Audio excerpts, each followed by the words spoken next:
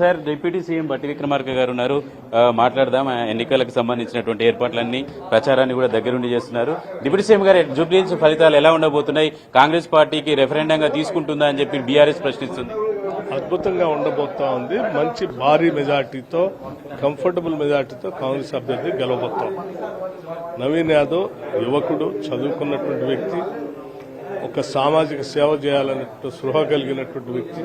ఎటువంటి పదవులు లేనప్పుడే ఈ శాసనసభ నియోజకవర్గంలో ఒక ఎన్జిఓ లాంటిది పెట్టుకుని సామాజిక సేవ చేస్తున్నటువంటి వ్యక్తి. ఇప్పుడు శాసనసభ్యుడిగా గెలిచిన తర్వాత ప్రభుత్వంతో మాట్లాడుకొని ఈ ప్రాంత అభివృద్ధి కోసం నిరంతరం పనిచేయాలని తపన కలిగిన నవ యువకుడు, స్థానికుడు. అతను గెలిపించుకుంటే ఈ ప్రాంతం అభివృద్ధి చెందుతుందని కూడా ఈ ప్రాంత ప్రజలంతా భావిస్తా ఉన్నారు. ఆయన ఆశీర్వదించడానికి ఈరోజు అందరూ పెద్ద ఎత్తున కదులుతూ ఉన్నారు. సార్, మీరు నవీన్ యాదవ్ యువకుడు, విద్యావంతుడు అని మీరు ప్రచారం చేస్తున్నారు. మీ ప్రత్యర్థి పార్టీనేమో ఆయన నేర చరితుంది, రేపు వాళ్ళు గెలిస్తే అంతా జూబ్లీహిల్స్ అంతా ఆకురౌడీల పాలవుతుందని కేటీఆర్ ఆరోపిస్తున్నారు. కేటీఆర్, హరీష్ రావు సరే, వాళ్ళు గతంలో 10 ఏళ్లు మంత్రులుగా చేశారు. అధికారం కోల్పోయిన తర్వాత ఎందుకో వాళ్ళు బ్యాలెన్స్ కూడా కోల్పోయారేమో అనిపిస్తాం. కేవలం వార్తల్లో ఉండటం కోసం ఏది పడితే ఏదో ఒక స్క్రిప్ట్ రాసుకోవటం, ఒక సెన్సేషన్ గా మాట్లాడటం అలవాటు అయిపోయింది. చివరి కొన్ని రోజుల తర్వాత ఇట్లే మాట్లాడితే గతంలో నాయనా పులి అని ఒక కథ విన్నాము. వీళ్ళ పని కూడా అట్లాగే అయిపోయింది. ఇది కొంచెం వాళ్ళు మాట్లాడేటప్పుడు ఆచితూచి మాట్లాడితే బాగుంటుందని నా సలహా వారికి.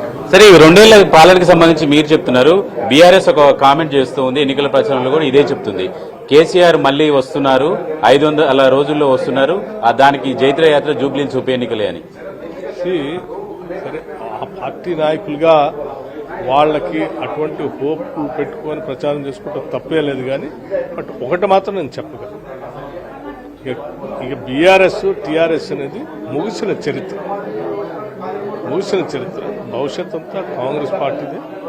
ఈ రాష్ట్రాన్ని ఇంకా ఒక దశాబ్ద కాలం పైబడి ప్రజల సంక్షేమం కోసం, ఈ రాష్ట్ర అభివృద్ధి కోసం తప్పించేటువంటి ఈనాటి ప్రజాప్రభుత్వం ఒక దశాబ్ద కాలం రాష్ట్రాన్ని సుభిక్షంగా పరిపాలన చేస్తుంది. సరే, ఈ సిబిఐ విచారణకు సంబంధించినటువంటి అంశాన్ని సీఎం ప్రచారంలో పెడుతున్నారు. బీఆర్ఎస్ బీజేపీ ఒకటి కాబట్టి సిబిఐ విచారణ చేయాలి అని కాళేశ్వరం మీద 3 నెలల క్రితమే తీర్మానం చేసినా ఇప్పటివరకు ఎఫ్ఐఆర్ కాలేదని చెప్తున్నారు. కానీ బీజేపీనేమో అసలు కాళేశ్వరం ప్రాజెక్టు మీద మొత్తం మీద ఇవ్వలేదు, ఓన్లీ మేడిగడ్డ, సుండిల్లా వీటి మీదనే ఇచ్చారు అని చెప్తుంది.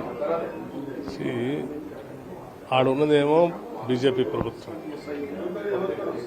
ఇక్కడ ఎంక్వైరీ కమిషన్ ఇచ్చిన రిపోర్ట్ ఏమో బీఆర్ఎస్ టీఆర్ఎస్ ప్రభుత్వం. సరే, అదంతా సభలో చర్చించాం. ఆ పని ఆ సిబిఐకి, కేంద్ర ప్రభుత్వానికి ఒప్పచెప్పాము. నిర్ణయం తీసుకోండి. ఇంతవరకు వాళ్ళు మొదలు పెట్టలేదంటే దాని అర్థం ఏంటి? వీళ్ళిద్దరు కలిసి మాట్లాడుకునే కదా మాట్లాడుకున్నారు. కాబట్టి అంతకుముందు ప్రతిరోజు కాళేశ్వరం ఏటీఎం తొందరగా మీరు ఎందుకు అరెస్ట్ చేయట్లే, నిర్ణయాలు చేయట్లే, చర్యలు తీసుకోవట్లేదు అని మాట్లాడినటువంటి బీజేపీ నాయకులు ఇవాళ వాళ్ళకే అప్పచెప్పాము కదా. సంపూర్ణంగా ఒక ఏజెన్సీకి అప్పచెప్పాము. వాళ్లే నిర్ణయం తీసుకోవాలి. వాళ్ళు తీసుకోకపోగా ఇంకా మళ్ళీ కాంగ్రెస్ పార్టీ బీఆర్ఎస్ కలిసిపోయి ఇల్లు పని చేస్తున్నారు. వాళ్ళు అట్లున్నారు. ఏంటంటే అసలు మీకు ప్రజల్లో మీరు పట్టుకోల్పోయి ఫ్రస్ట్రేషన్లో ఉండి జనాన్ని కన్ఫ్యూజ్ చేద్దామని చెప్పి ఏదో ప్రయత్నం చేస్తున్నారు. 10 సంవత్సరాలు మీరు చేసిన కన్ఫ్యూజన్ ప్రజలు అర్థం చేసుకున్నారు. ఇటువంటి భ్రమలు కల్పించేటువంటి రాజకీయ పార్టీలు మాకు అవసరం లేదు.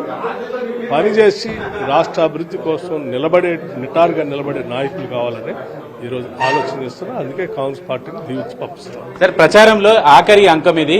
ఏం చెప్పాలనుకుంటున్నారు సార్ జూబ్లీహిల్స్ ఓటర్లకి? మీకే ఎందుకు ఓటేయాలని అప్పీల్ చేస్తున్నారు? అలాగే నవీన్ యాదవ్ ఎందుకు గెలిపించాలి?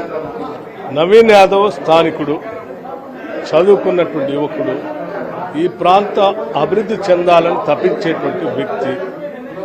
ప్రభుత్వంతో మాట్లాడి వందలాది కోట్ల రూపాయలు తీసుకొని వచ్చి ఈ జూబ్లీహిల్స్ నియోజకవర్గంలో ఉన్నటువంటి బలహీన వర్గాలు, మధ్యతరగతి కుటుంబాలు, పేద వర్గాలకి, అట్లాగే అన్ని వర్గాలు, అన్ని మతాలకి తగు న్యాయం చేయాలని కోరుకునేటువంటి సంకల్పం ఉన్నటువంటి యువకుడు. అటువంటి యువకుడు గెలిస్తే మీరందరూ ఆశీర్వదించి పంపిస్తే ఈ ప్రభుత్వంతో రాబోయే 3 సంవత్సరాలు కూడా పెద్ద ఎత్తున ఎదురు తీసుకుని 10 సంవత్సరాలు అభివృద్ధి జరగని నియోజకవర్గాన్ని అభివృద్ధి చేసుకునే అవకాశం ఉంటుంది. కాబట్టి మీరందరూ ఈ ప్రాంతంలో ఉన్నటువంటి అన్ని వర్గాల ప్రజానికానికి ఒకటే విజ్ఞప్తి చేస్తాను.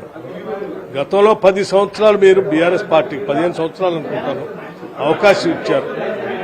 ఈ ప్రాంతం అభివృద్ధి అందరూ ఎక్కడ చూసినా సమస్యలు అట్లాగే ఉన్నాయి. ఆ సమస్యలు పరిష్కారం చేసుకోవాలంటే ఈ ప్రభుత్వం చిత్తశుద్ధితో పనిచేయడానికి సిద్ధంగా ఉంది. దానికి సంధానకర్తగా ఉండి ఒక ప్రజాప్రతినిధిగా చిత్తశుద్ధితో పనిచేసే యువకులు నవీన్ యాదవ్ లాంటి వ్యక్తిని గెలిపించుకొని మీరు ఆశీర్వదించి పంపించండి. తప్పనిసరిగా ఈ ప్రభుత్వం ఈ నియోజకవర్గ ప్రజల అనేక రకాల సంక్షేమ కార్యక్రమాలన్నింటినీ పూర్తి స్థాయిలో అభివృద్ధి చేస్తుందని మాటిస్తా ఉన్నాం.